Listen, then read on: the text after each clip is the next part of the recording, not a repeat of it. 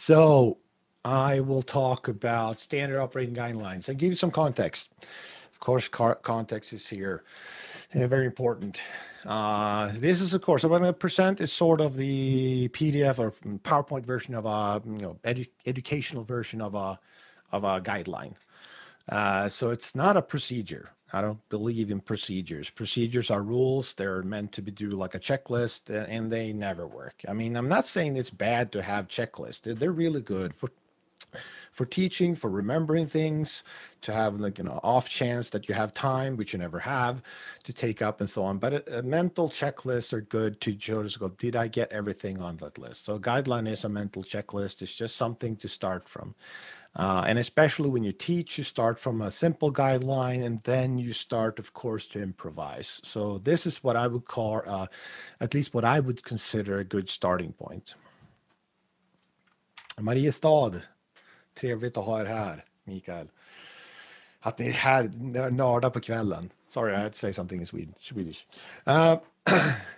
This is for residential, normal-sized rooms. We're not talking, of course, industrial or some commercial. We're not talking big mansions.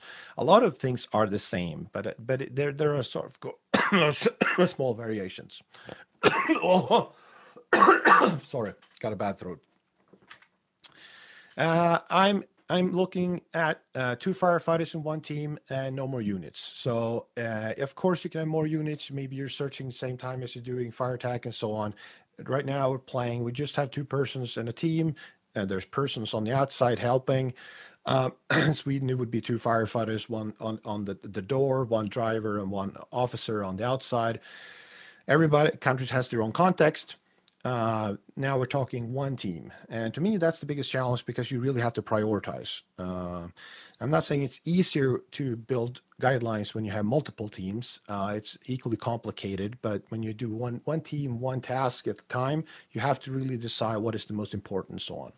So that's my baseline.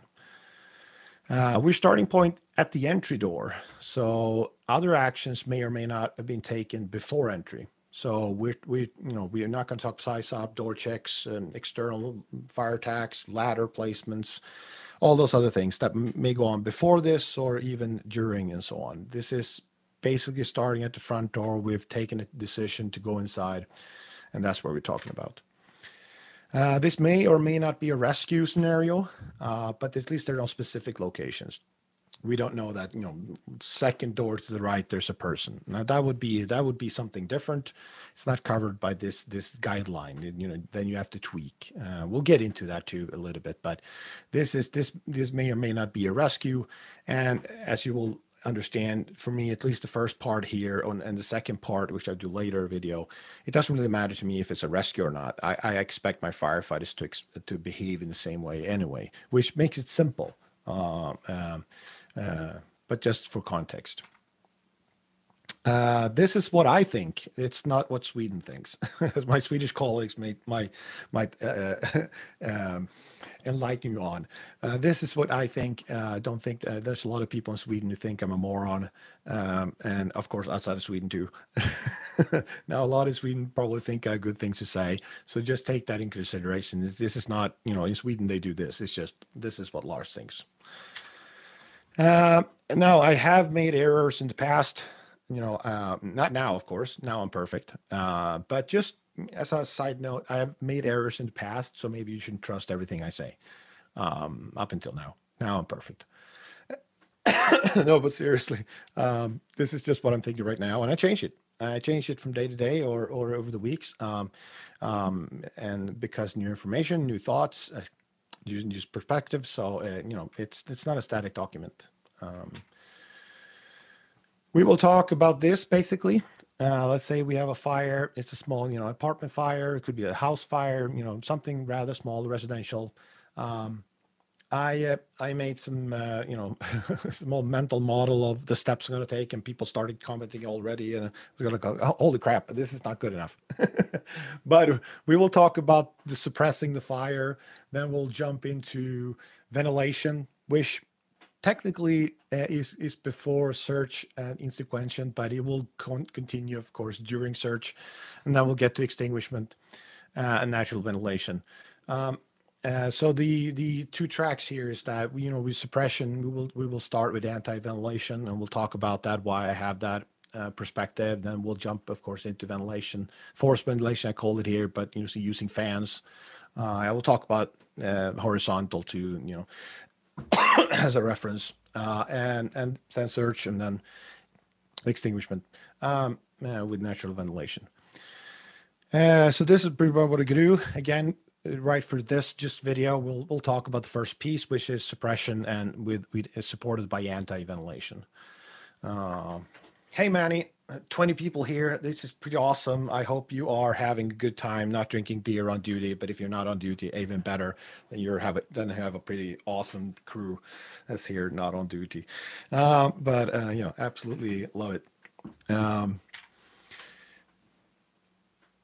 So if we're going to talk, so if we're going to be, first thing we're going to do suppression. So we're at the door, and the first thing we talk about is that I expect my firefighters to cool all heat above 150 degrees Celsius. This would be roughly 300 degrees Fahrenheit. So of course, the first question is, why 150 degrees? What's so magical about this? Where did I get this number from? First off, the first realization I had, and took a long time in my career, was that I need some simple cool or not to guideline, because basically, and this is true for most of the world, firefighters are not taught when to cool. And if they are taught when to cool, it's utterly confusing, because they get mixed messages and it's not real clear. And it's not strange that it's not clear, because it's like complicated. It's not like, should you cool? Well, technically you should cool before it lights off, before it turns to fire, for instance. But how do you know that? Like, that's not easy to know. Like, how do you judge that? And so on. So getting a simple guideline for when to start to cool or not is actually pretty hard. And at some point you just have to go, yeah, I'll think this. Now, for me, temperature is the most important trigger for when to cool, because it's connected to survivability and it's connected to the flammability. So of course, survivability, the higher the temperature, at some point you need to cool. The higher the temperature, the more toxic gases we produce from walls, from furniture and everything. The more of course thermal threat there is to people and to firefighters. And the higher temperature is on the smoke and everything, the faster everything goes, the easier it ignites in smoke layer and so on. So temperature is the most important trigger, why that is a good to use as a trigger for when to cool. But it's also, we can indicate temperature. Now I can make up, I can say that flammability is the most important trigger, but I don't know how to measure that. So it's like it's a useless trigger. So we can indicate temperature with force thermal imaging camera. It's a fantastic tool. Everybody should have at least 1 or 2 or 5. And visually, you can say, we can say that this looks hot. It's flames, it's smoke, and we'll get to that. But we can indicate temperature that seems to be hot. We need to cool it. 150 degrees is not connected to the smoke's ability to burn at anyone. It's not connected to flammability. It's not that smoke above 150 is super, ignitable. No, it might be super ignitable at 20 degrees. It might be super non-combustible, can't light it on fire with a propane torch at 600 degrees. And at least my perspective is, you can't really tell. You don't know. So there's nothing to do with if the smoke can or cannot burn. It's the temperature comes from something else. So why not lower than 150 degrees? So why didn't I pick 100 or 50 or whatever? And we'll get to higher also. So you could argue that you should cool even if it's a 50 degree smoke inside. Now, because pre-cooling surfaces might delay off-gassing. So if you're squirting water everywhere, now that of course will prevent something from heating up later on. So from a safety perspective or from a rescue perspective, you can cool all the time you want. But of course, unnecessary cooling waste water. We don't have infinite amount of water, so we don't want to waste it. And if we start wasting water, we need bigger fire trucks and bigger hoses and everything, and that's slower and more expensive. It's not good. So we want to be efficient. It takes time and it creates water damages. So we don't want to cool if we don't have to. Now, if we cool too cold smoke, it doesn't do much for preventing ignition. So if our objective was to prevent ignition of the smoke, 100, 150 degrees, anything below that, you're not really changing the flammability of smoke at any point, because the amount of temperature you can reduce it, like from 150 to 50, doesn't really make any difference. It might even make it more possible to burn, because below 100 degrees, you start condensing the steam back to droplets and they fall to the ground. And as long as you have steam up in the air, it prevents ignition. At least it delays ignition. It reduces the chances for ignition. So you might even think that it might even be bad for flammability to cool it. So if it's too cool, whatever that might be, let's say 100, 150, 200, 300, we'll get to that. It doesn't do any good to prevent ignition. And it doesn't do much to reduce off-gassing either, because 150 degrees, there is not a lot of off-gassing going on. Sure, plastics are melting, but they're not really vaporizing to like gases, but they're melting and so on. So it's not good, but you're not really reducing off-gassing if you go too low. And if you start spraying water everywhere, it doesn't matter if you have fog or a straight stream, you start messing with the smoke, you start pushing it and pulling it around, and that's probably not good because it's toxic and so on. So you probably don't want to cool if you don't have to. So I wouldn't go lower than 150, for instance. It makes no sense to me to cool, unless there's a reason for it. Like, this is just a guideline. If you feel, oh, holy crap, the fire is going this way, I want to pre-cool the surfaces. Two thumbs up. Like that's fine. So why not higher than 150? Why would I start cooling at that low temperature, as someone would say? Yeah, well, not cooling hot smoke might, of course, allow smoke to ignite. Now, 150 degree smoke, is it very common that it will ignite? No, not like that. It's very uncommon. And if that's happening, it's not going to make any difference if you start cooling it, because it's probably going to be ignitable anyway, because it's, like EPS plastic vaporizing into like this white mist everywhere. Basically a bomb, a propane mixture. The only thing we could do is ventilating it. So, but at some point it becomes hotter and hotter and becomes more and more likely to burn. At least, the speed which it burns, the easeability of it igniting is going to go up. So at some point we need to start cool. If that is 150, 200, 300, 500, like that, I don't know. But at some point you need to cool. And of course, not cooling hot smoke might aggravate burn injuries. So of course, thermally, we want to protect people. And if there are people in there and it start to get, 150, 200, 300, that's hot. I mean, it's not that hot on the floor where they are probably. Otherwise, it's strange if they walk around. But if they're on the floor, it's probably not that big big problem. 150 degrees, you're probably at zero. You're probably at 20 degrees at the floor, or 50. But if you start going up to 200, 250, 300, eventually the temperatures start to become a problem. So of course we want to prevent burn injuries for victims. Now, when you start to cool, you also produce steam, at least in some amounts. Now, if it's not a lot of, so you will aggravate burn injuries by producing steam, maybe. So that's a different question we'll get to. But you probably don't want to start to cool too late anyway. That's for sure. Where that line is. Not cooling hot surfaces might allow off-gassing. So, of course, if you you can for sure measure temperature of fire gases using a tick, Stefan, if you say the smoke is particulates and gases. So, but you know that too. So, not cooling hot surfaces might allow off-gassing. We start to off-gas at some point. Now, it might be 150, it might be 200 to 300. So at some point we want to cool down off-gassing.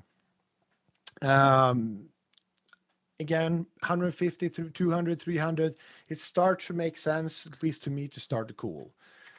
So a good trigger range, and like a trigger for cooling, somewhere around 150 to 250 degrees Celsius would be my optimal, about 300 to 500 degrees Fahrenheit. So on that range, that's where I try to aim. Again, it might be that you don't want to cool even though it's hotter, because you don't want to prevent that good visibility you have for just getting 3 meters in with good visibility, then you start to cool. 2 thumbs up.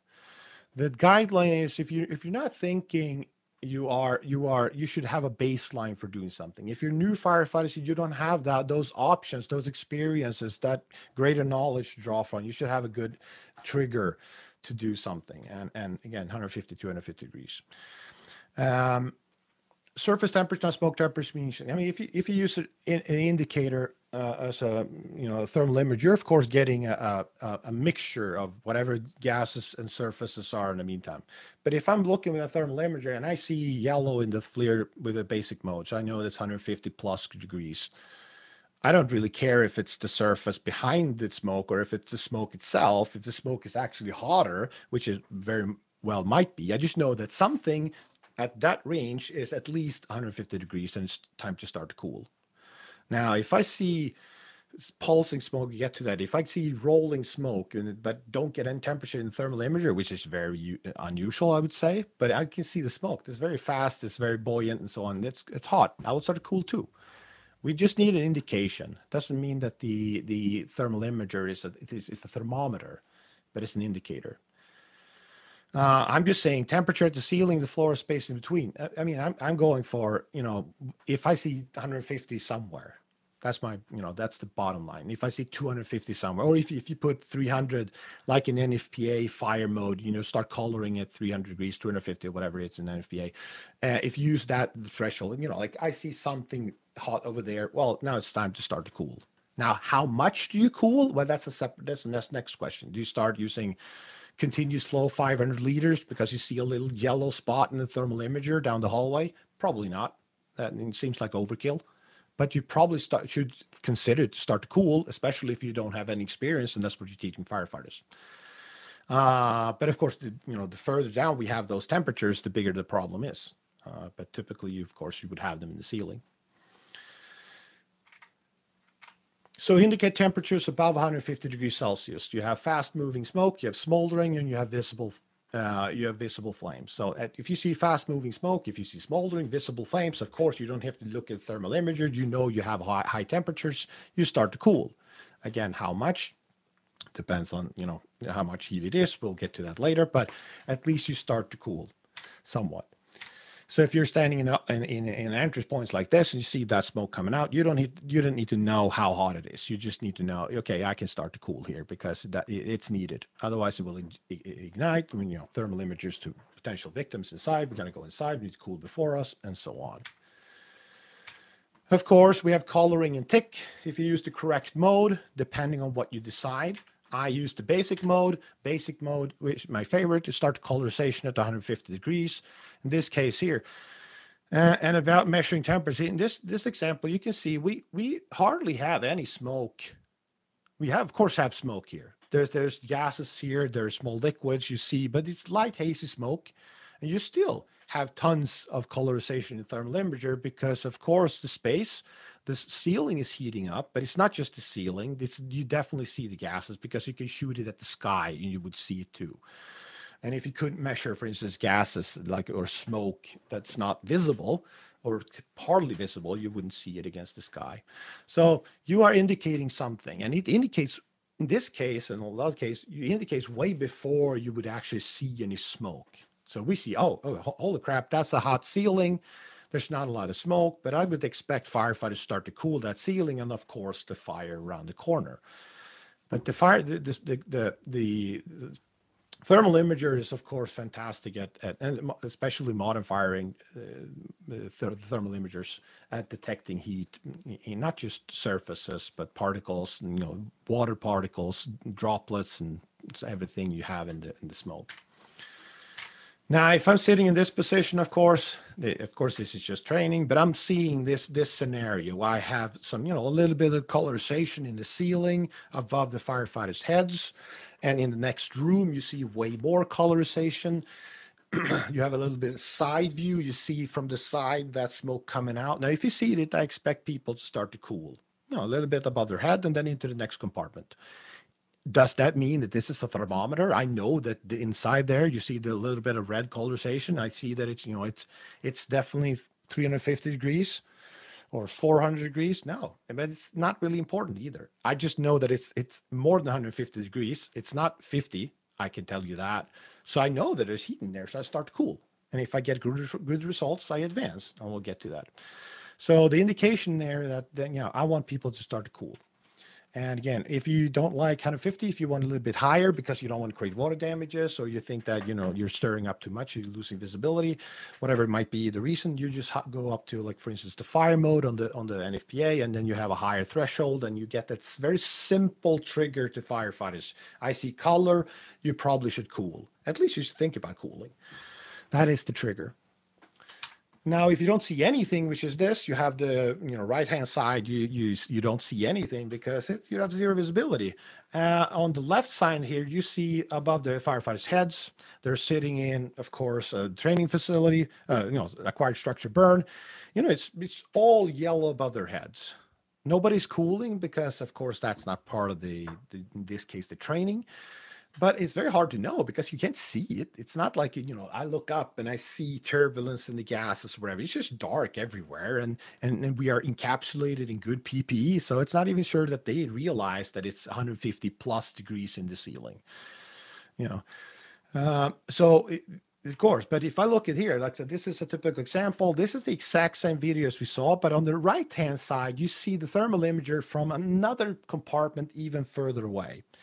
And you strike this very big difference in what the temperature looks like from the two thermal imagers. So the firefighters on the left side here, those are sitting above, below that yellow 150 degree plus smoke layer. And the right hand is the same type of thermal imager, but it indicates that it's below 150. It's not doing any colorization. Now, why that's both the technical things about the camera, but it's also because the right camera is further away from, of course, that smoke, and there's colder smoke in between. So smoke gradually cools when it gets to that compartment. So it gives an average of the sort of the radiation coming in. So it might be hotter behind that cold smoke, but we see the average, which is colder. So it looks like, there's no need to cool. But we know, because we have a thermal imager in the in the next room, that it is actually hot. So do we have false temperatures in thermal imagers? Yeah, for sure. Absolutely. It might be much hotter than the thermal imager indicates. But if it do indicate yellow, it probably is at least 150 degrees.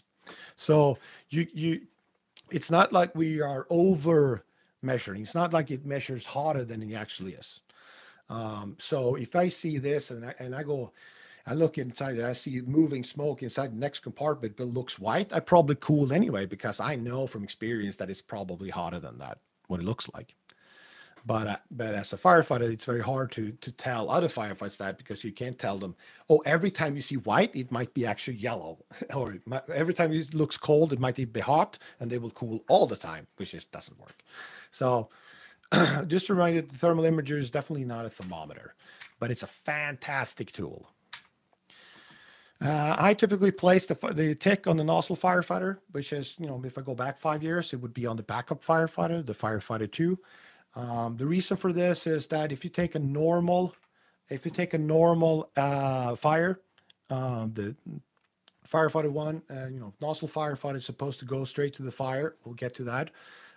That is typically very fast, because most fires are not very severe. It's very easy to find them. You go straight to the fire in that apartment, whatever. Number 2, if they hold the camera, they're busy just, trying to feed hose into the apartment. So if you put the camera on firefighter 2, it's just very slow. Now, if you just follow the walls and really just use your thermal imager as a sort of an orientation tool sometimes, which I don't agree with, now maybe it's not a big problem, but for me, it's like, look at the camera, go that way. It's a huge issue. So I want the camera on firefighter 1. Now, of course, you can't use the camera and cool at the same time. So we're talking the not very common situation, I would say, typically look at all the fires. If firefighter 1 is really busy cooling and can't advance, then firefighter 2, like you see in the bottom left here, firefighter 2 can hold the camera in front of firefighter 1's face. So the firefighter 1 can see what they're doing at the same time. They can cool and evaluate what's happening when they do it. But for this to happen, they have to slow down so much because of something, because of hoarder conditions, or what, because of huge amount of fire, that firefighter 2 or the backup firefighter, he pulls, pulls hose line, nice loops or kinks or S's or whatever your system is, and then have the time to go up to firefighter 1 and actually hold the camera. So regardless, I think it makes more sense to me to put the camera on firefighter 1. But this is not a big issue. If you go like, oh, we have a camera on firefighter 2 or the officer, if that's, the combination, thumbs up. It's not a big issue.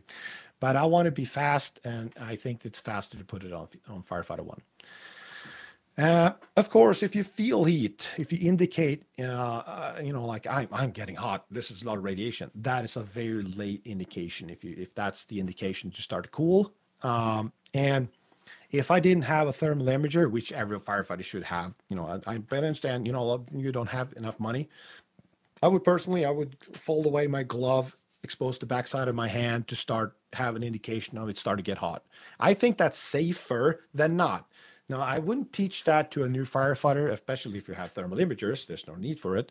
But, if you're an experienced firefighter, of course, I think that's much safer because you get a notification, hey, it's getting hot. You should either go out or start to cool or whatever, but it's hot. If you don't do that, you're so encapsulated that when you start realizing it's getting hot, it's way too late. You should have started cooling way before or looking at exits and so on. So, but again, you should not take off your PPE. You don't really have to. It's meant, of course, to protect us. And that's what we have thermal imagers, for instance, to give us a much better indicator than folding away your gold glove.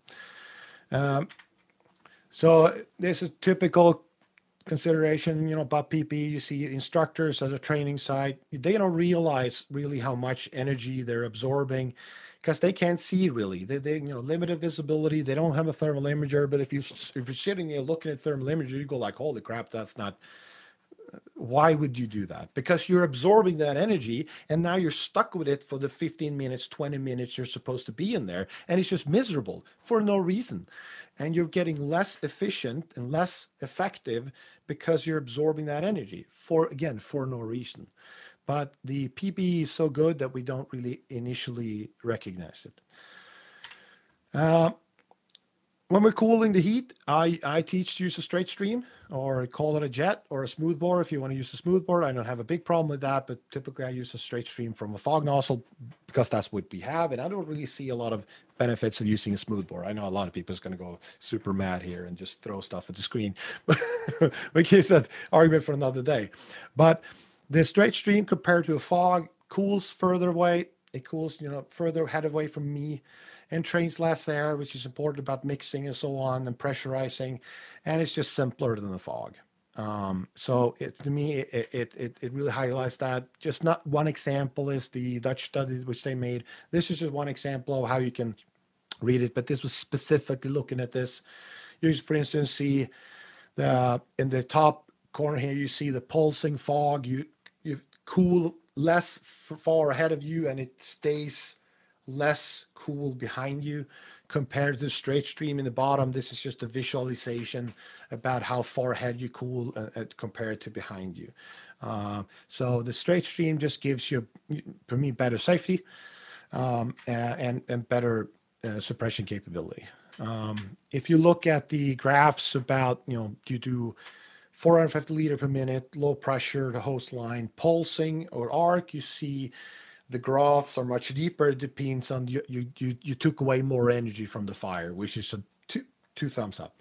Now, this study, some say it's a problematic study because the total amount of water is not the same because the arc, you use straight stream, you use it continuously, and the pulsing, you use it that. To me, I'm not a problem at all. This is the two methods that are used, and it's not really something you teach to go continuous flow with a fog, and it would be horrible. So I think you're comparing apples to apples in my world, and it's just better to take more energy away from the fire. This is what it looks like. You have high pressure arc, which is high pressure straight stream when they did the study, and you have low pressure arc in the bottom. Hopefully these videos are not too choppy. Otherwise we have to complain to YouTube. But you see they're working that stream up and down like an arc. and the simplicity of using it, just doing that. Now, in practice, if you use a lot of flow, it's actually harder than it looks like to get the stream where you want it to go. And they're walking here, which is not recommended, but they're Dutch, and they still are in that mode of walking, which is just, yeah, wrong. But they're cooling, and they're advancing, and they're getting good results. Now, this is just an example. This is from my, I built training facilities, and just from one of the fire tacks in the fire tack continuous, just to see how that stream works continuously over the surface here. For some of the students who are doing training here, they're coming in from the side here. You're going to see them very close when they get into this corridor where the camera is. You see that stream in the ceiling constantly pushing the energy forward. As soon as they stop using the water, energy comes back. You have that stream in the ceiling. They're pushing it forward. Now they're not getting any improvement on the fire until they get around that corner, and now can get the stream down to where the actual fire is and get some kind of improvement. But that straight stream continuously pushing things from the walls into the ceiling, just pushing that heat forward. It's just a simpler and more effective way of dealing with fire. I want to use as high flow as possible without losing speed. So this is not an easy one. I'm not saying specific a number of flowing here. I want to emphasize that I think that speed is super important. I think that some departments in the world that uses very high flows, big hose lines, they have to use a lot of staffing or very highly trained firefighters, which is a problem because we don't have training hours. I would rather put it in something else to just be able to move the hose line efficiently. I want speed, and I want to be use as high flow as possible without losing that speed. So again, that Dutch study, just an example, you see the same thing in the UL studies and so on. Just you're looking at the same tip. In this case, it's just the straight stream in the ceiling. The more water you use, the faster and more you cool. Now, if you don't think that's important, I don't understand, because the faster we reduce energy, take energy away from the structure, from the ceiling, from the smoke, the safer it is for everyone, the better it is for victims, the better it is for us. There is no good argument for saying I want a slow cooling hose line, but I want speed. So it is a balance. And I say there's no magical number, because if you're two at a hose line and both are working hose line, you can be fast. If you're well trained, you can be faster. If you're hoarder conditions, you're going to be slower. So there's so much situational for the organization, for the individual, for the department, and so on, about how you judge how you judge what hose line to go with. Maybe if you're in a hoarder condition, because it's so hard to move, you want a smaller hose line, as long as it's anti-ventilation and so on. So I don't have good thought on speed, agility, and flow. Honestly, I don't know. I typically say that I would like to have at least 150, 200 liters per minute. That's sort of, I would love to have as my bottom line. I don't really like booster lines. But if you gave me a 22 mil booster line, 40 bar system, I can squeeze out 180 liters per minute. Of course I can work with that. Of course people can make fantastic fire attacks with that. But we are in the low ball of what I really like to handle events. And it's not just about, and I think, and this is, get more to that, it's not just about not making it light off, because that's so long been the only metric we have. Okay, it didn't light off, so therefore I was successful, I made the fire attack. And that's not true. The faster we reduce energy, the faster we suppress toxic gases, the faster we suppress steam, which is a problem, at least in my world.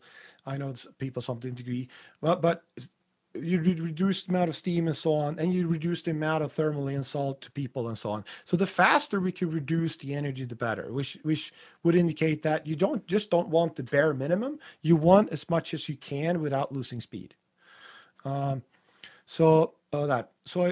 I think you need 600, 700 liters per minute? If you're talking normal residential rooms, not commercial, no, I think that's way too much. It's just To go that high, you need to have a very low pressure, which causes kinks and everything. You need special hose lines, and you need very big, heavy hose. You need lots of training, big, strong firefighters to move it.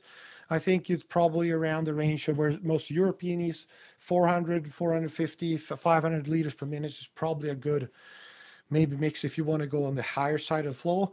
But there's also one aspect that don't really know because it's not studied enough. It's the thing that pressure plays on. So pressure was important if you have a fog nozzle to break up the droplets in the fog. So that's not where I need pressure, but you're throwing water away at the ceiling when you do straight stream, and you want it to break apart in the ceiling. And the higher pressure you have, theoretically, because it's not really measured, you should have better droplet formation when you hit the ceiling. And I still want droplets. I think droplets rock. I just want to create them at the surfaces rather than at the nozzle. So I think that the pressure still plays a part. I don't support the low flow. I want a soft stream, big droplet. I don't support that. I think the Americans, to be fair, are going from their experiences, and I don't think they experience anything else because they're not trying anything else. And it's very hard to train anything else if you're not doing it in an extremely controlled environment.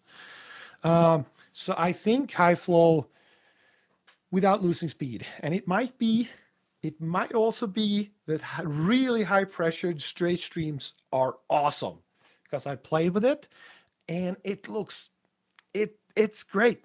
And I'm talking, maybe 25 bars at the nozzle. So you have really high speeds and maybe 200 liters per minute because the nozzle reaction is equally of a big line. But that's great. It's fantastic results, but it's very little studied. ATF have a study on it. I think you should look it up, which I think is great. High pressure ATF started. They use only straight streams for that. So as I said, it depends. But I definitely switched with how much flow I want, and now I want more. But we'll see. Maybe one day I'll end up with 3-bar hose line at 600, 700 liters per minute, like many Americans suggest, and two thumbs up. That's the sweet spot. But I'm not right there right now. So I wasn't really trying to. I was not really going to talk about that, but it's too fun. I'll do a nozzle techniques video in the future where I'll go through all these techniques and everything more in depth. Advance when you control the space. So of course you want to advance at some point, and you need some kind of course, trigger that you teach your firefighters. When do you advance? You can't like that you always advance. No, that's not possible. Okay, so how do you judge when to advance? Now, you advance when a temporary cooling effect is achieved. So what I mean by that, if you take this situation, again, of course, just from training, they're sitting outside a room. You got flames coming out from that room, and they do a fog. And they cool those flames. And this was, one indication of, hey, I'm easily just a short pulse with that fog, and I suppress those flames. That means I'm stronger than the energy coming from that room.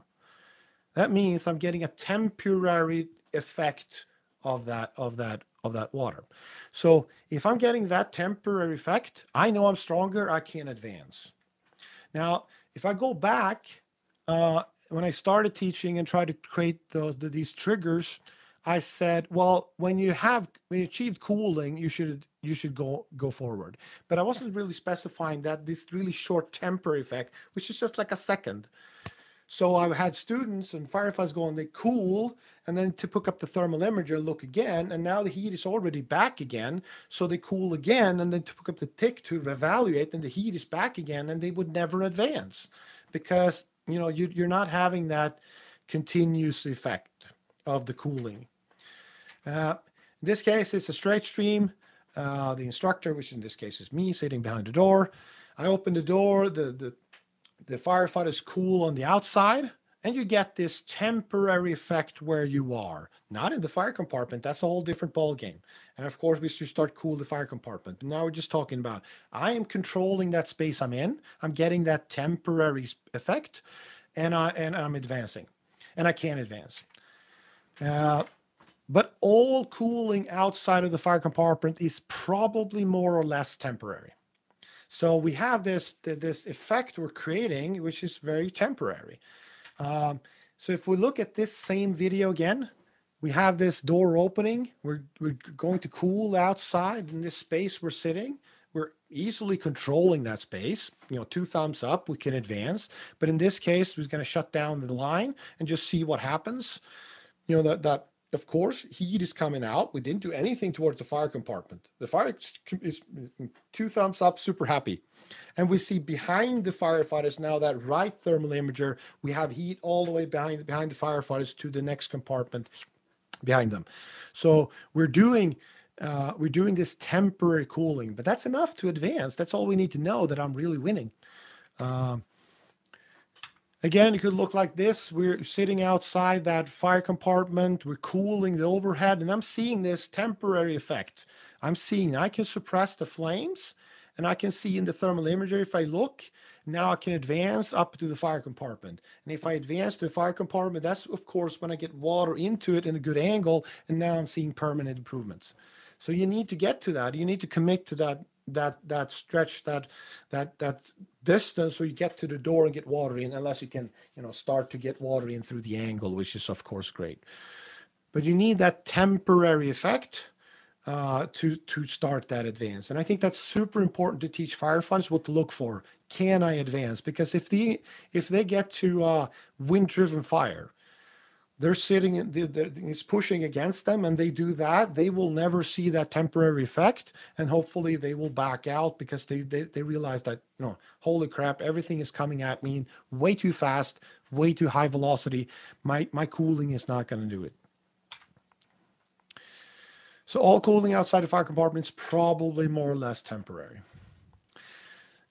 So this could have been already the starting point. So we said we started at the entry door to the fire compartment, and we opened door, and now we started to do cooling. And a part of the door procedures I'm having. If you have a door procedure, I don't teach door procedures, but a lot of in Europe they have a sort of door procedure. You open a door and put water in and close it. If you're going to do water from the outside, just use a straight stream. Don't use the water and then close the door and wait. Just use the water. If you get temporary improvement, move in.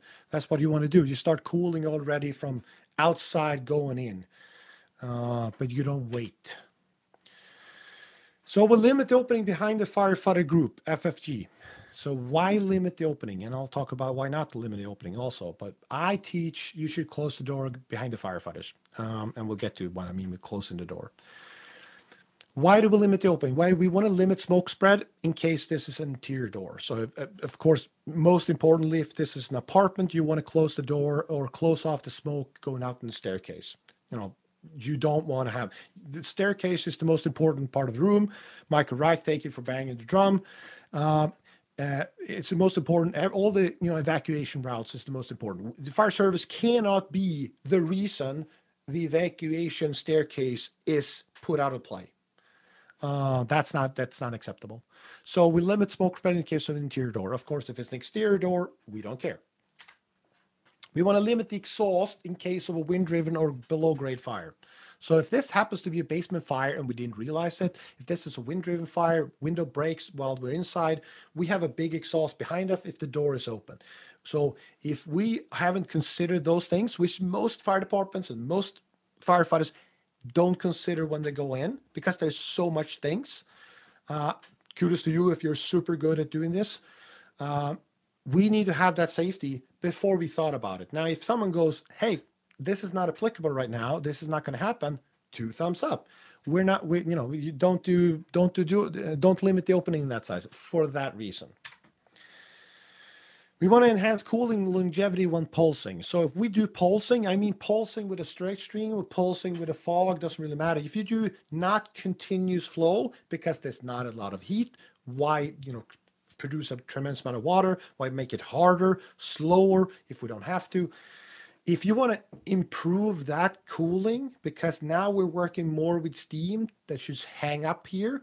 If we have the open door behind us, we have a much higher velocity going over our head, and we need to more often cool to prevent that heat from building up above our heads to keep that steam inside that space. And in that case, we'll get the steam. In that case, I'm not really worried about steam, because if you're only pulsing a little bit and if there's not a lot of heat in there, steam is not going to be an issue, whether you close the door or not. To prevent fire growth if fire attack is delayed. And I think that this is one of the most important ones. There's a million reasons why we anticipate going for the front door, and yeah, just 20 seconds later, this fire is going to be out. Yeah, a lot of times that doesn't happen. Now, in UL studies, they go super fast because they know where they're going. There's not a hoarder fire. There's no potential rescue lying here in front of you. But it's a lot of reasons why this is not as fast as we think. We can't find the fire. There's the hoarder conditions. We have to, someone forget their mask and whatever. There's so many reasons why this will be much slower than we think. And when we leave the door open, the fire is going to grow, whether or not we're, cooling in the hallway. Further in, something gets worse. We want to increase survivability in areas beside the flow path. So if you look at studies, in the flow path, we get to that. If you have that draft coming in, the flow path might get better, at least temporary, if you use the door open. But on the sides, you're not getting fresh air in. You're just getting the hottest, the hottest, smoke coming from the fire, much toxicity and thermal injury. It's going out, fanning out into all rooms and going down to the sides, going back. So we're making it worse in every other place rather than the flow path by having the door open, probably, if we're talking a bigger fire. And it's also, if we don't implement door control, we don't limit that opening behind the firefighters, if we realize, oh, holy crap, this is going to take us more time. We can't find the fire. It's growing uncontrollably. We reached the victim. Now it's not the time that you're going to start doing door control because now you have even more things to do, even more problems. So we do anti-ventilation. That's my start. Now, of course, I think it's very important to why would you not limit the opening? Well, you want to ventilate smoke. It's fuel limited fires. Now, most fires are small. They might be, food on the stove or small, fire in, on a table. It's not an oxygen limited fire. You want to open that door as fast as possible. So if you have anti-ventilation, you limit the door, and the firefighters go inside the hallway and they realize in the hallway, this is not a big fire. This is not, open the door. 2 thumbs up. We want to get rid of all that smoke. We want to have ventilation as fast as possible. But you need that confirmation in that case. And to build that, you need the experience of the firefighters knowing this is a small fire, this is a big fire, which you don't get, as a rookie. So it is, the baseline is you close the door until you have a better idea. You want to temporarily increase survivability in the flow path. So if you open the door, even if it's a oxygen limited fire in the flow path, conditions will improve up to some point when the fire starts to grow. So maybe it's 15 seconds, 20 seconds, 30 seconds, a minute, depends on the situation. You will increase survivability in the flow path. So do you know and this is where my problem is, do you know there's someone in the flow path? Probably not. It's let's say 10% is found there. If you look at, firefighter rescue survey and so on, but most are not found in the hallway. They're found in the adjacent rooms, the bedrooms and so on. That's where majority of people is. And that's where you create a worse situation. So for me, this is a pretty bad argument, but still. To ventilate the steam created during continuous flow. Now, if you're going to do continuous flow and whip the stream around, and you're doing that because it is a bigger fire, more heat, now you're going to create a lot of steam, but you don't really need the steam because you're supplying so much water continuously. So the steam itself is not a problem if it just leaves. And of course, if the steam leaves, you decrease the amount of energy transferred to firefighters during suppression in the flow path. So when you start to actually do continuous flow, I've no problem opening it up. Now you have to always keep in mind, again, am I going to get delayed? Is that, starting flow, so I don't like to see where you have these to go like, oh, we're going to go in, we're going to flow. It's a bad fire. We're going to go in and do continuous flow. And we're going to open the door already because we know our plan is to go in and squash this fire. Yeah, sure. But your plan is going to get punched in the face a lot of times. So I'd rather you start with anti-ventilation, just 10 seconds until your plan in the hallway is holding up, and then you open it up. Like there's so little you lose on that. But of course, it takes time and resources. So one reason not to do it is, someone has to do this. get to put up a smoke blocker or close the door, and it takes some time to do that. So of course, it's not a given that you should do it always, but as a baseline. So option 1, you partially close the door with someone feeding hose through the gap. That has been the Swedish system, because way before we did start talking about door control, we did door control. We've done door control, closing this door, 40s and 50s probably, forever, for the reasons we've talked about, and not all of them, but mainly to limit the fire progress. So we had, by law, one firefighter sitting at the door, among other things, doing this. It wasn't a waste of resources, because we can't even take it away. He has to be there, or she has to be there. So for us, it's really, it's not even wasting resources. But for someone who doesn't have that, it is a resource. And of course, in Sweden, it might look like this. Firefighters are inside. One is sitting at the door, everything ready to go inside to help out wherever. Now, in this case, it's 2, but typically it's just 1. So they can go in and help with the victim. They can go in and help suppressing the fire. If there's an emergency, they can help the rescue one firefighter's down, and so on. It's sort of our 2 in, 2 out, but it's really 2 in, 1 out for us.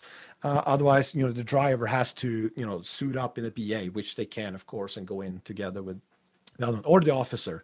But the officers rarely in Sweden do anything useful. So that's our system. So for us, it's not really a big of a resource strain.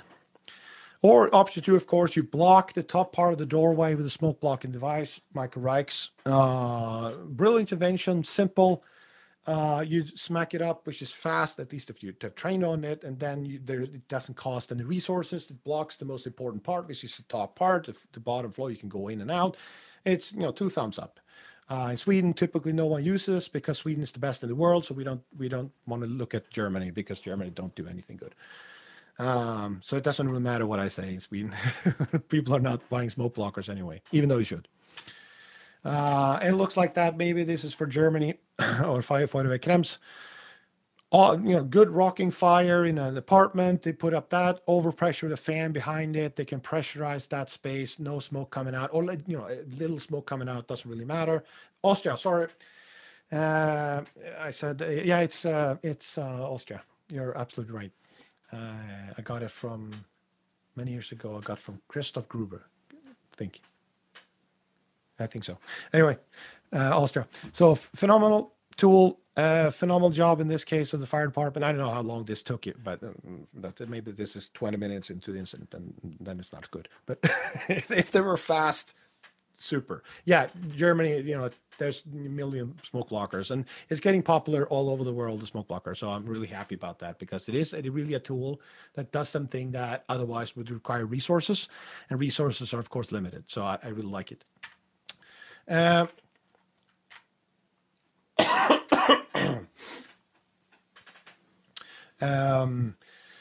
So before we go on, Simao, do you think higher flow and water mass cools the surface faster and actually creates less steam? Yes, of course. Yes, the more water we flow the surfaces, the less turns to steam. So, the more water you have, the less steam you create. But it's not just that. If you continuously flowing water into the space, you're creating droplets.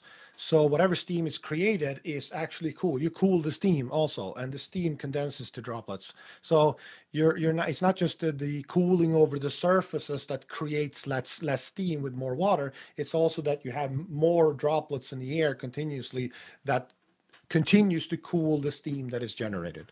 So in that case, we're doing steam condensing on steam cooling, which at rescue, that's great. But if you're not doing rescue, that's horrible. You want to, like if you do an attic fire, you want as much steam as possible, which is the opposite of this. So you want to have low flow, high pressure, very little water, which the Americans, I'm generalizing here, a lot of Americans do not do this, but typically Americans, they go like, oh, no, this doesn't compute in our brain that you would do. It's actually more effective and efficient with less water. But yes, for interior attack and especially rescues and so on, more water is probably better. Sorry. 3, you want to move straight to the fire. So we open the door, and we maybe start to cool. You do cool it down to 150 degrees.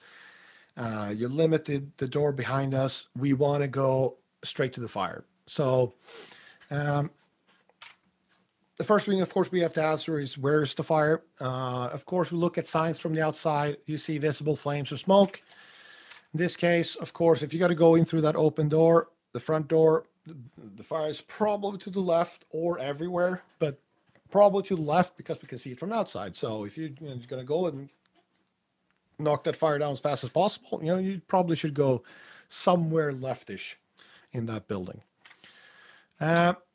You can have indications on thermal cameras from the outside. Now, this is really hard. This is not simple. If you take an example like this is from a training burn, and you look at, what's happening above that window on the left side, the bottom, you see that, see that heat coming out. Is that normal heat from a vent, or is it a fire that actually coming from behind there? The top window, you have this strange heat coming from the sides. Is that because there's a fire on the left side, pushing out through the gaps around those windows? Or is it just because this is an old crappy house we're burning to the ground and there's no insulation on that side compared to the other side?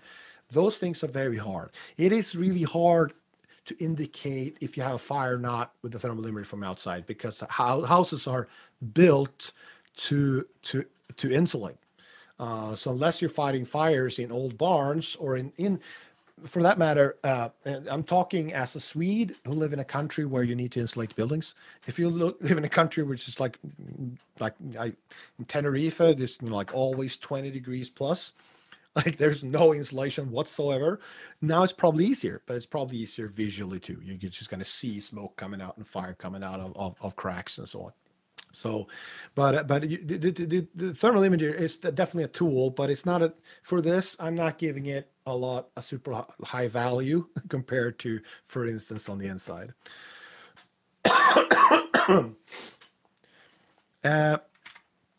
Of course, we have information from the site. Of course, we need to interview people. Where is the fire? Oh, it's in your living room upstairs.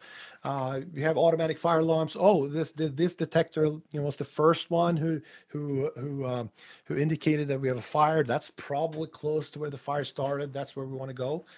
The art of reading smoke, inside fire training, great resources. Reading smoke is mildly said, is very complicated. I would say for most firefighters, there's so many counter indications and stuff that could go wrong. It's almost useless. That being said, I really want to learn about fire behavior and how smoke looks and everything. Super important. But to stand outside a fire, go like, I think that's the fire compartment. That's not, because smoke is coming faster from that window. No, there's so many factors to see. So it's. But sure, if you look at it as an indicator, I would just not use it as a very high probability thing to do. When I started to become a fire nerd, I probably saw every fire video on the internet to try to anticipate what happens. So my job was, if the knowledge about fire behavior is going to be useful, it allows me to make predictions. That's otherwise it's it's still useful, but not in the same way. And I was very poor at making predictions. I looked at it in like a YouTube video and go like, I think the fire is here. I think this and this is going to happen, and it rarely happened that way I thought it was going to be. So I just grew very cautious about my own, at least my ability to read fire and do a lot of valuable tactical decisions based on it. Now, of course, there are, if you have white smoke and it's turning blacker and blacker and blacker, it's probably bad, and so on. There's lots of things that are high probability, useful things to learn.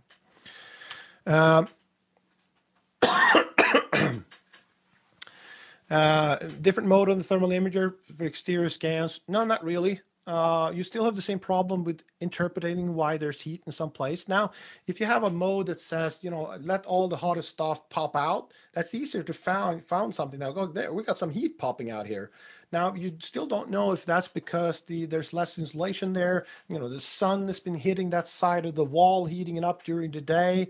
There's there's reflections coming from some point. There's a water water pipe coming down with hot water inside the wall. That's why it's hot. There's so many things that are problematic and hard to that, especially for a new firefighter to start to get your head around. And the more you know about buildings, you also learn about all the things that could possibly the reason be for you get more heat signature here than here. And it's also there's so small variations. So if you, for instance, put it like a heat seeking mode, that the hottest part pops out. It looks super hot for the rookie firefighter, and they go like, "Oh, there's a fire here," and you go like, "No, it's just a hot spot on the wall from the sun." So it's comparing is great, Digler. Comparing like how does the neighbor's house look like compared to this, but it's very hard to compare with thermal imager because you need both like two windows in the same view to make comparisons. But if you look here and then you look here, it's not really easy to make those differences. But yeah, you definitely should use tricks like that to be better at interpreting. Does this look right? Does it make sense that we should have heat here and not heat here, for that matter? With that said, of course you should use the thermal imager as a scanning tool on the outside. Of course you should do that, but I just there's a lot of caution, I would say. On the interior, if we you've done that from exterior, you try to find out where you're going to go. On the interior, of course, we have ears. Those haven't stopped working since we got tick. We can move towards the loudest fire. Now, the loudest fire is probably the hottest one. Hottest one is probably closest to the seat of the fire, and that's where we want to go. So we are still using our ears, hopefully, to go there. But of course, we have the strongest heat source. Now you can, of course, see fire. That's where I want to go. There's most flame is here. Go there. But thermal imager, as an example, in this case, you see two openings, two separate rooms. Of course, on the left, you see much more heat in the thermal imager. That's where the fire is closest to, around that corner. But visually, we can't really see any difference. We don't see flows because smoke is complicated. We definitely have smoke flow above the smoke that is sort of visually standing still. But we can't see that flow because it's going above colder smoke that might even be going towards the fire or somewhere else. It's complicated to look at smoke flows. So we have that strongest heat source. Now, interior also, we follow those air currents, like I said, with especially thermal imager. If you take an example like this, we can use the highest and fastest moving currents of smoke. This is not without problems, but if you look at an example like this, of course, if we see, air currents, in this case, smoke pushing out from that door crack, that's a pretty good indicator that there's a fire behind that door. So we go straight to that door and hopefully do something about it. But another example, if we just look up a ceiling, in this case, the camera is looking at the ceiling on the second floor. So we're standing in the stair looking up. And if you see on the left camera, the normal camera, you can't really see the smoke going anywhere. It's just sort of sitting there. But on the thermal imager, we clearly see it coming from the left. We take a left when we go up that stair. That's where the fire is, because we're seeing through the coldest smoke. We're seeing the radiation, and most of the radiation is coming from the hottest stuff. So we're seeing the movement of the radiation particles coming from behind here. So in this case, we can follow that air current back to where the fire is. And of course, the thermal imager on the top left there, it's sitting on the second floor, looking right against that flow. But if you see how much easier the flow is to recognize from below rather than coming at the camera. At the camera, you can't really distinguish where this flow is coming from. So the camera on the top left here, judging just by the velocity of the smoke, because it's coming right at the camera, it's very hard. You don't really see direction. You don't know if it's going toward you or away from you, for instance. But if you get below it and look up, now you see that movement super clear because you have a reference, which is the ceiling, of course. So from the side and from below might be much easier to actually find it, which is another reason we get to stay low, why you want to be low, because if you get low and look up, you get a different perspective on the smoke and the smoke movements, and you might pick up on those movements much easier rather than you stand up and look straight at it. You might not see anything besides the heat signature, of course, in this case. But if we only talk about those air movements, those smoke movements. Now, a very important one, and I really drive that home to new firefighters. If you're interior and you see flows coming from below you, I expect them to retreat and report fire from below so that the officer can, make the decision. Should we go down towards the fire, or should we make, ideally, the attack from another, so you do it, on the same grade as the fire. You rarely want to be above the fire unless you really thought about it, and make sure that we're not end up in that exhaust. That's how one of the reasons firefighters dies. So we want to be very cautious about that. So really drive that home. If you see that flow coming from below you, back up, and that. Your light is amazing for seeing movement, yes, but you only see the movement on the bottom side of the smoke layer. So you always want to have your tick as together, because if you look up the thermal with the light, you might see movement that going towards the fire or away from the fire, or you might see it going cross from the fire, depending on the situation. Now that's where experience comes in and see, does this stick make sense, and so on. And in that case, you can, if it's going away from you, you want to follow it towards the source. If it goes towards the fire because we're in negative pressure mode, for instance, or if you have an exhaust on the other side, there's so many variables where that smoke will go. But if you look at thermal imager, that's typically going, because it's so buoyant, it goes against a lot of other forces, like not a lot of wind, absolutely not, but a little bit of wind and so on. It goes in all directions because just a buoyancy. So you really typically go against that current that goes the furthest up, which again, you can't see, but you can see, maybe you can see it with the thermal imager. Yes, you also keep the tick lens clear if you go low, and we'll get to that when we stay low, which is another reason you want to stay low. So you move straight to the fire. Why do you want to stay low? So this is the thing we get to. While you stay low, we limit heat absorption, of course. Again, firefighters and firefighters don't learn, it seems like. You have, especially instructors that walk up all the time just because they can. And then they get too hot and they go outside and take a rest. Ooh. But it's like maybe half of it's bravado. I do it because I can. I think mostly it's because they're just lazy. You do it because you can. It's just too much energy to crawl, so you stand up. But you do absorb all that energy, and if you want to be a professional firefighter at a real call, you want to be able to be effective not just in 5 minutes, 10 minutes. You want to be effective maybe in 20 minutes, and you need to limit that absorption to be able to have that stamina to go all the way. We want to limit risks of slips and falls, of course. If you can't see your feet, their hoarder conditions, their furniture, their hose lines, their buddies, you trip and fall all the time and you get hurt. It's just a matter of time. Now you can develop, like the Dutch and the UK have, the shuffle where you start feeling with your foot in front of you, but it's just awkward and it's just slow. You want to be low to limit risks of slips and falls. You want to, of course, increase visibility. Up here, you have all the particles, water, moisture, everything is up here. You don't want it's up also to see. You get down low, maybe you get down really at the floor. Now you see even better. So we want to increase visibility. That goes with a tick too. That took a long time to me to consider. But when you start getting a blurry image in the tick, there's so much particles between you and what you want to look at, like for the fire or the room. So you want to get below those particles to be able to see better with the tick too. So there's no difference between having a tick or not. You want to hug the floor if you want to have good visibility. And of course, that also builds up, because you build up as long as you stand up and just go down to watch. If you just stand up and just go down to watch, now all the time you're standing up, you're building up shit on your mask and shit on your tick lens, and now you don't see anything even though you go down.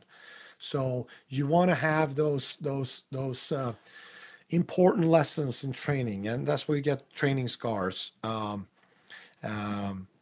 you get a lot of bad habits from training, and not getting low is one of them. Both because, especially if you, of course, train on theatrical smoke and propane buildings, which are crap.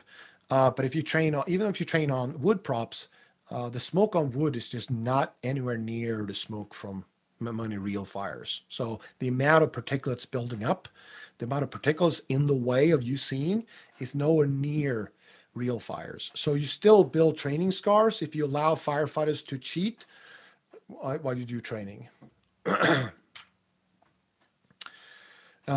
Yes, the limiting factor of PPE is, the more time if our firefighters were taught that your gear absorbs energy, it doesn't protect you against it. It doesn't deflect it. It's not like the like the airport firefighters sometimes have, basically silver suits that reflects energy coming in, radiation. Now, two thumbs up if that would stay, not dirty. But our gear for structural firefighting just absorbs it. So when you start absorbing it, you don't get rid of it. Why stay low? Why not stay low? I mean, there's a reason why people don't want to stay low. It's just way faster to stand up if you can see. Of course, so we want to stand up if we can see. It's just way faster. It saves a ton of energy if we can walk. Again, so we want to. We if you need to be high, you need to search. You need to search a bunk bed, whatever. You need to search high, and to prevent knee injuries. It sucks to be in your knees just because you're walking on shit and glass and everything. It's just both uncomfortable, and there's lots of objects you can hurt yourself on, and if we start walking, which is a big concern of many, I don't know, the UK, we start damaging the PPE, it's very expensive. Yeah, that's true, but you can, of course, in training you could use knee shields and everything. You can have knee protectors and everything to which is fine to protect your gear, but we want to have this. So we want to stay low, but we don't want to stay low all the time. And to me, it's very simple. You stay low if you cannot see the floor. It's unusual with victims laying on the walls, but you do bunk beds and so on. So you still want to search high. If you have a bed, especially if you think it's a kid's room, you want to quickly make sure that it's not a bunk bed, for instance. But yeah, typically the floor is much more important than the walls for searching. If you cannot see the floor, stay low. Like if you can't see your feet, you should probably down, because there's so much particulate. So of course we build up particulates. It's toxic and everything. We want to be there. And of course, if you indicate above 150 degrees in smoke, if you see fire, if you see rolling smoke, if you see in the thermal imager indicate high temperatures, you want to, of course, be low to not absorb energy.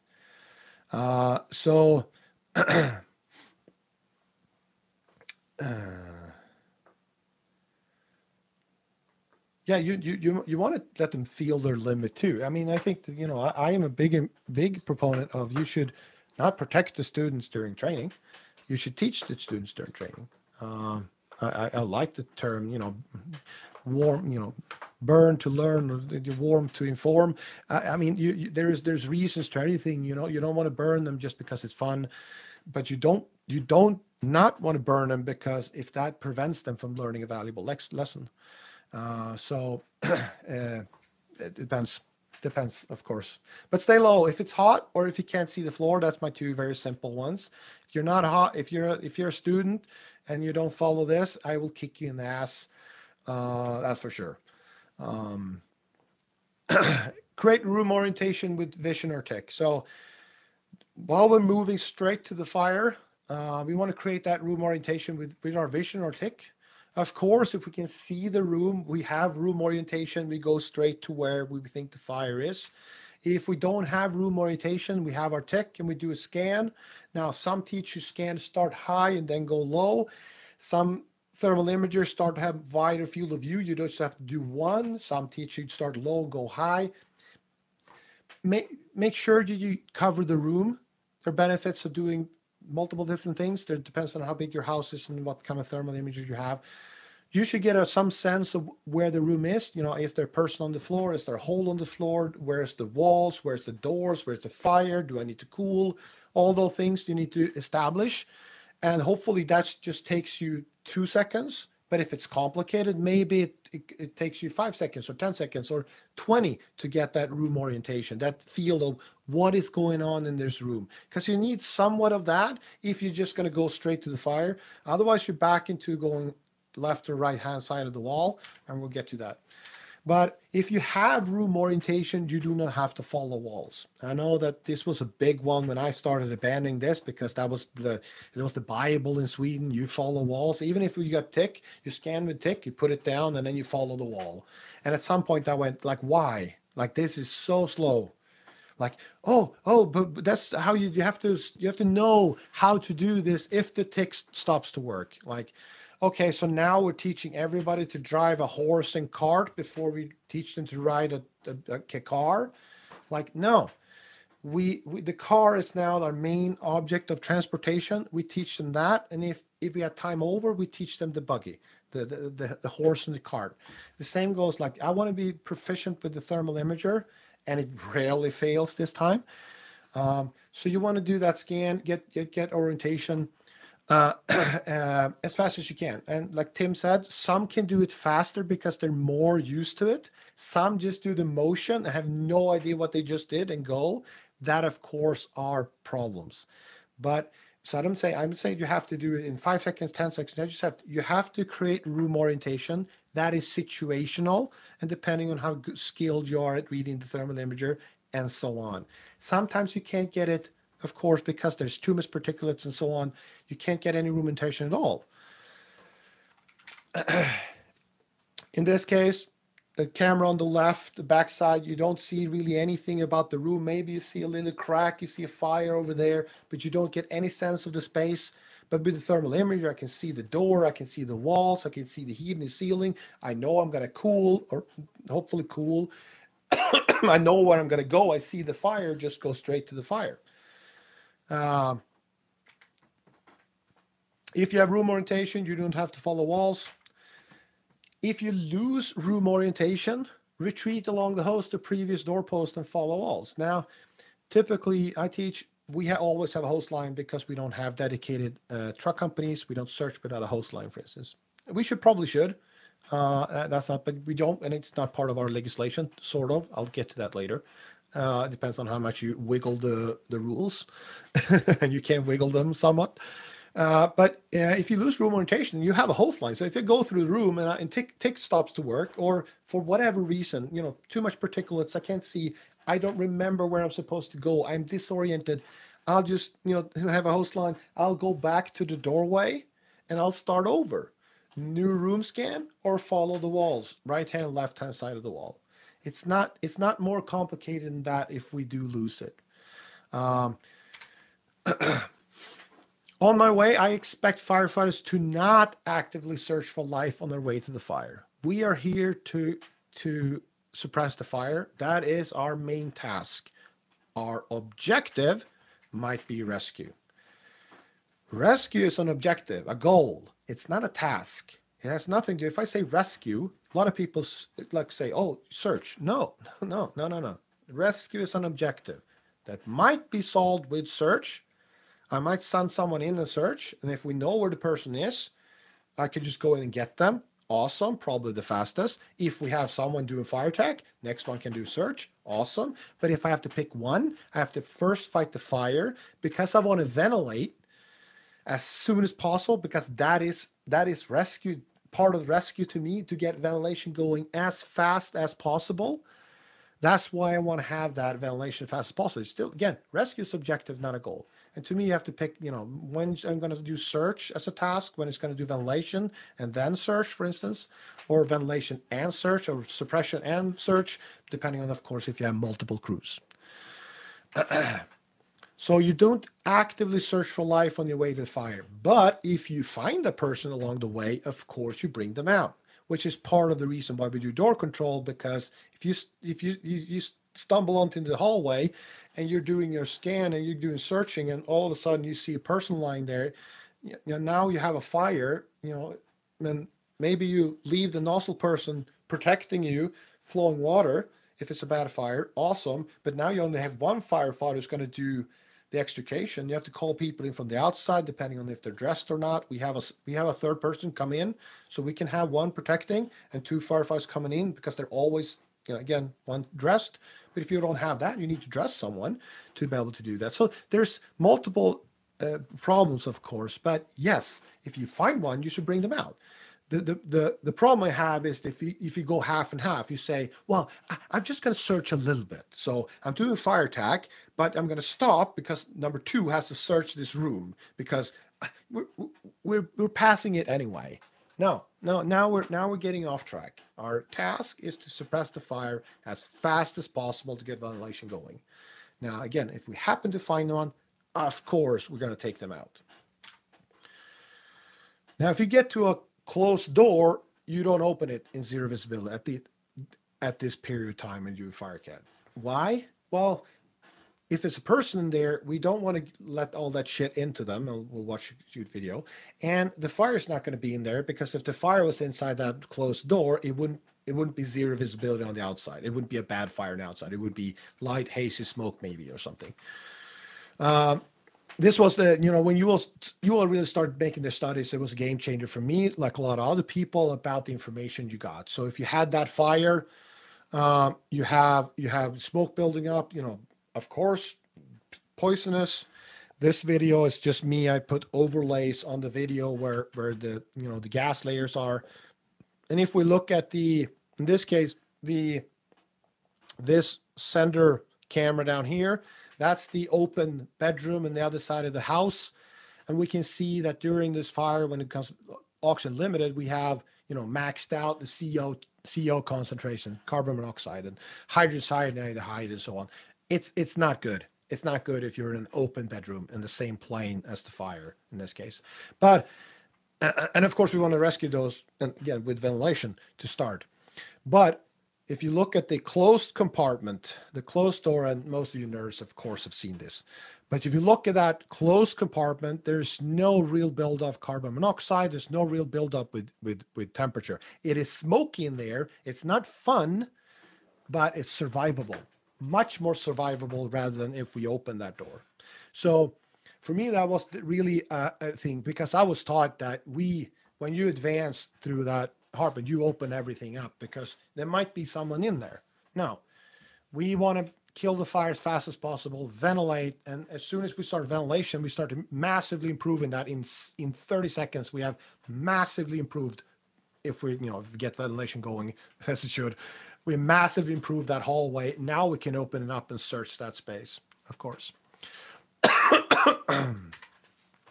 Of course, we want to remember those closed doors for later, because there might be high valuable target for where people might survive in there. Now, some people say, well, we're going to open closed doors anyway, because they might go out. Yeah, that's true. I mean, it is absolutely true. But still, likelihood of them being better off if we just let the door be closed for 30 seconds, a minute, 2 minutes more, I think is a huge benefit. And at some points you get to the fire compartment. Hopefully this should be a 30-second process. Now, in ideal situation, and if you know where the fire is, like in UL studies, it only takes 30 seconds to go to the fire. In reality, it probably takes more time. There's much more obstacles. You really don't know where you're going. You're probably not advancing as fast. But ideally 30 seconds, hopefully not more than 2 minutes if it's a normal residential. It should take you to get to that fire compartment to start suppressing it. So you want to suppress, of course, visible flames. I mean, you don't want flames hanging around for later in all fire compartments. And same thing, you want to cool all heat above 150 degrees. So everything yellow in the basic mode in the FLIR, I want to get all the yellow away. I go. It doesn't have to be pretty, just have to be water everywhere as fast as possible. So no smoke or surfaces should be above 150 degrees. No coloring in the tick if you have the correct mode, depending on what you choose. So it might look like this. We see a hall, we see the staircase on the right side. We see the second floor on the left side, cooling the straight stream going up, cooling the ceiling. As soon as they get, around that bend on the staircase, they can get water into the fire compartment, getting water in the fire compartment. Now we're getting a permanent improvement, getting into that doorway to get the street to go around. And at some point you end up sort of like here. And we still have some yellow spots in the ceiling. Is that a problem? Absolutely not. Now, if you teach, you're sort of black and white, you teach your new firefighters, make sure every yellow is gone. And of course, as soon as you start to get some experience, you start, tweaking this a little bit. Is it a problem that we have a yellow spot in the ceiling? Can we start to ventilate? Can we, say that we've suppressed the fire? Of course. You're going to push that envelope further away. But again, we're starting here. Where's the baseline where we start teaching firefighters? We want to suppress all that heat. If you need or can, you want to isolate the fire compartment. Now, if it's possible to survive in there, you do a quick search and then you isolate it with a functional door. Now, it's just great to isolate it if you can, because of course that room is not going to push out all that smoke that keeps producing in the rest of the apartment and the rest of the villa or whatever it might be. So that isolation is just great. And as soon as you have suppression, then you want to confirm that suppressed fire. And this is, I think, really, when I try to create like frameworks, I call them triggers. And that's really what I'm looking for. Where are the triggers that needs to happen so that something else can happen? So in this case, if you have made sure that the fire cannot accelerate quickly, you at ventilation. Now you're getting to that spot when you want to start ventilating. So if I confirm that I've suppressed this fire compartment or fire compartments, this is a confirmation trigger for ventilation.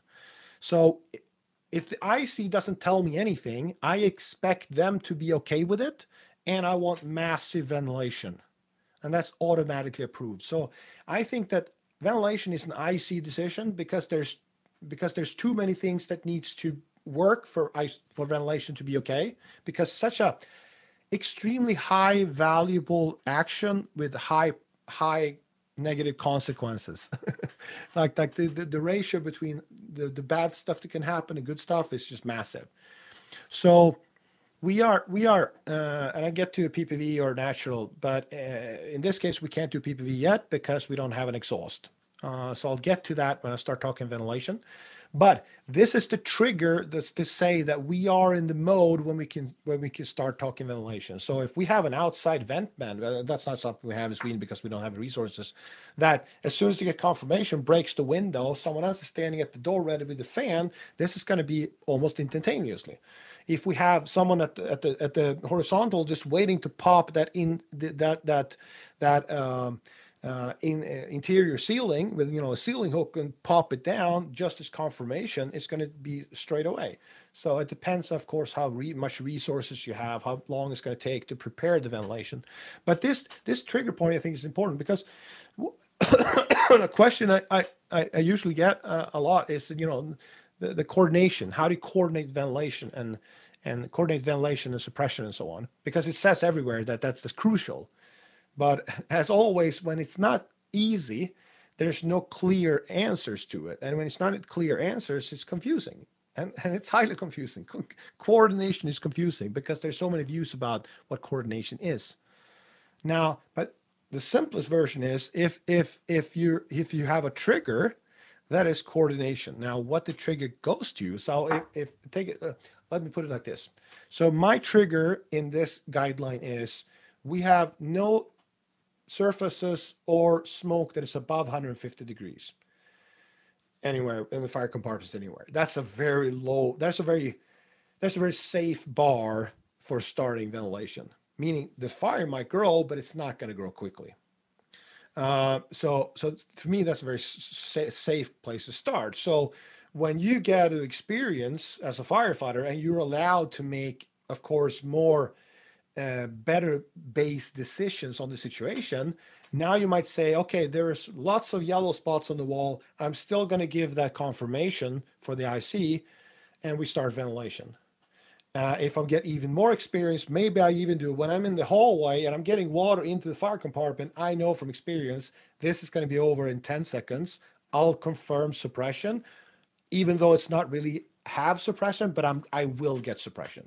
Now, if you push it over, you go like, I'm gonna call suppression as soon as you start flowing from the front door.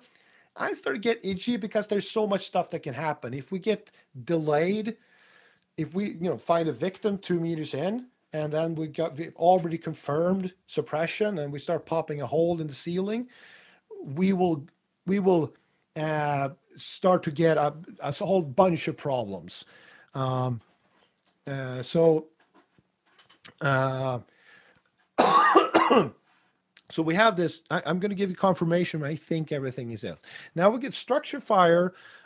It's a different thing. So Michael, and I think if you think it's inside the structure, if it's inside the walls and anything, I still call it, we're in rescue mode. I don't care if it's inside the wall. Now, if you deem to go like, oh, it's a major safety hazard because our buildings are made of paper mache, to have a fire in the attic is a major safety concern. Okay, then you might want to hold off ventilation because it might be a safety concern. But for me, I mean, if it's a rescue, if it's inside the wall or somewhere, I don't care. It's not a safety concern. The building might burn down, but it's not a safety concern, and I want ventilation. So the confirmation is really the key. Now, how you define when that confirmation exists, now, of course, that's a situational, maybe up to experience, maybe up to how you write your guideline, but this is my base for guideline, and it's a very safe one. Again, most of the responsibility is at the IC. If the IC thinks in their head, this looks like a bad fire, we have dark smoke pumping out there, we have 2 new rookers on the host line, and they're saying we have a suppression confirmation, and I'm looking at that, doesn't make sense. Their job is to say, no. We're not going to do ventilation until we have confirmed suppression with maybe another team or whatever it might be. So we have at least 2, and you might have even more that go like, because if you don't have overlap, at least you have 2. You need confirmation from the inside of the fire team of suppression, and you need confirmation from the IC. Now, to me, the IC is, I would say, I call it a negative one, meaning I if I don't say anything, I'm okay with it, because I don't want to be a choke point. I don't want to be where decisions, they have to call me and say, hey, on the radio, hey, I want ventilation. Are you good with it? And they have to say, okay. I think that's wasting too much time. So I expect the IC to stand on the outside. Like, I think, suppression confirmation is probably coming soon. Am I okay with, next step being ventilation? 2 thumbs up. Or else I have to say something. So again, the coordination piece is to me is simplest. If we ventilate before we have control of the fire, of course, it's going to be bad. Now, where that line is, it's not an easy answer.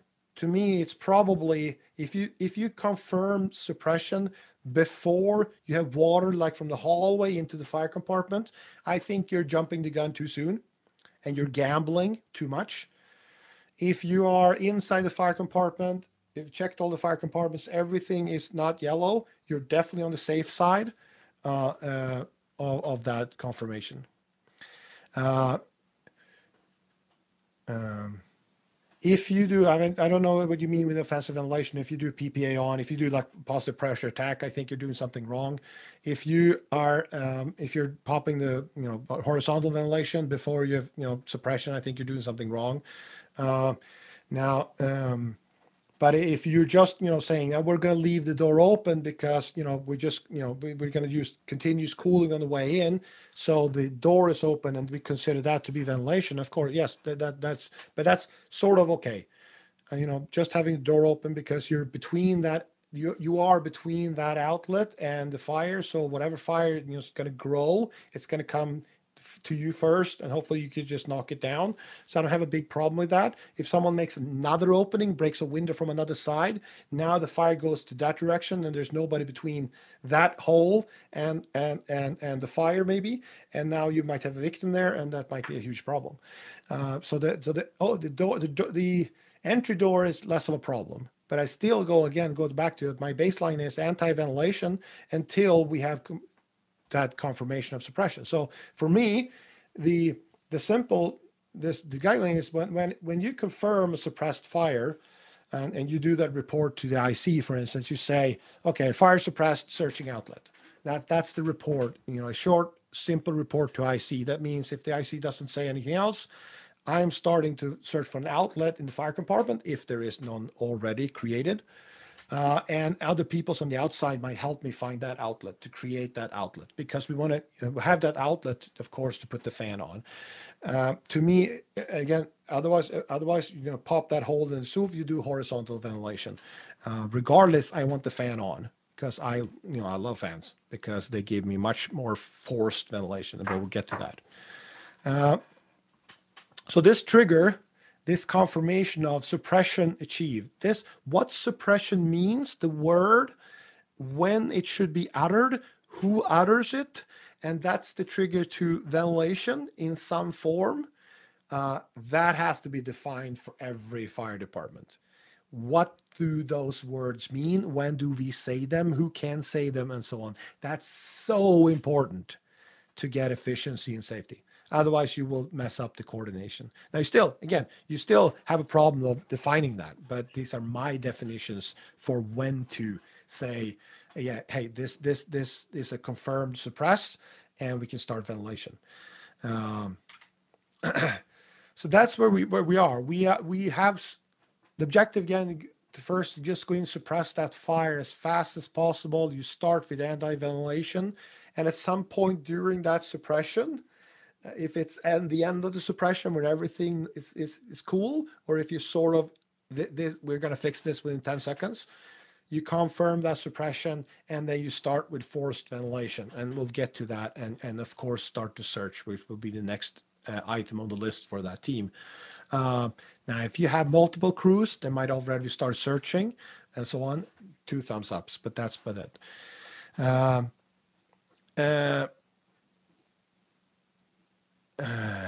I haven't really looked at your discussion on PPA or something, but if you have an exhaust, of course you can do forced ventilation straight away. But again, I don't support PPA. Now, one of the reasons I don't support PPA is if you have an exhaust already, because you have to have that for PPA, you can get water in through that exhaust. Because you still need that exhaust to be the fire compartment, because you can't just use randomly any openings. It has to be fire compartment. You could just do a transition attack, knock the fire down, and now you're not really doing PPA, because you're basically doing PPV. You're doing positive post knockdown ventilation. It's just that you did the knockdown from outside, which I'm 2 thumbs up for. We did, in this case, we only talked about the interior attack. I 2 thumbs up for transitional attacks and so on. It's all about how you combine them with the interior and so on. But the objective is to get to ventilation, and if you can suppress it from outside, 2 thumbs up. That allowed me to go to ventilation even sooner. But if you don't, if you for some reason have an outlet, but you can't get water in because it's too high or something, now you have 2 choices. Either I open the door and I put the fan on, and if I'm going to do like the book, I'm going to wait 30 seconds to establish that air track, or I'll just not put the fan on, go in, and it will take me 30 seconds, because in that case, it's an apartment. And if it takes you more than 30 seconds to get from the entry door to the fire compartment in the apartment, you're doing something wrong. You're probably left right-hand side search site with your thermal imagers down at the floor. So you will go straight there, get some water on it, put the fan on then, 30 seconds later, but way safer for everyone. I don't think PPA is wrong on so many levels. Just knock it down from outside if you have an exhaust. If you don't have an exhaust, just run, or you can't get water in, just run in, get that water on the fire as soon as possible, 30 seconds, 1 minute, and then you put your fan on. You have all the thumbs up, no problems with making the fire just push into other spaces. There's so many variables that we don't know with PPA.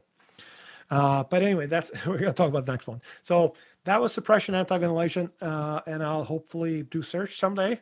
I'll see when I schedule that, and if you want to look at that one. Let's see, any questions that I missed? Maybe there's a discussion here and I will read it afterwards. But I hope that you found something of value of this. If you have a big bullshit on somewhere, I really appreciate if you write to me and say why you think it was bullshit, because of course I want to learn. I might agree with you, but I want to learn. And what's scary for me is, of course, doing this because I put myself out there and saying, this is sort of what I think. It doesn't mean it's true, but I really believe that this is a good starting point for doing this. But of course, I want to learn. I've been wrong in the past, and I want to learn more. So anyway, if nothing else that doesn't look like that, I say thank you for today and see you some other time. Bye-bye.